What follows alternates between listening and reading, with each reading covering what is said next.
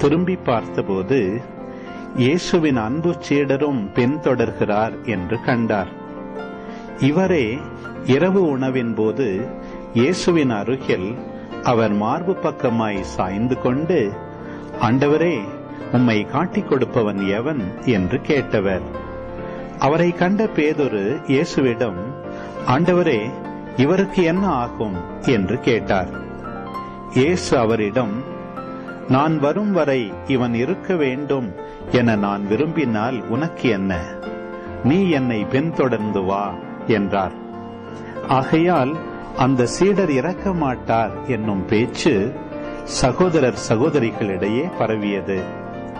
ஆனால் இவர் இறக்க மாட்டார் என இயேசு கூறவில்லை. மாறாக, நான் வரும் வரை இவன் இருக்க வேண்டும் என நான் விரும்பினால் உனக்கு என்ன என்றுதான் கூறினார். இந்த சீடரே இவற்றிற்கு சாட்சி. இவரே இவற்றை எழுதி வைத்தவர். இவரது சான்று உண்மையானது என நமக்கு தெரியும். இயேசு செய்தவை வேறு பலவும் உண்டு. அவற்றை ஒவ்வொன்றாக எழுதினால் எழுதப்படும் நூல்களை உலகமே கொள்ளாது என கருதுகிறேன்.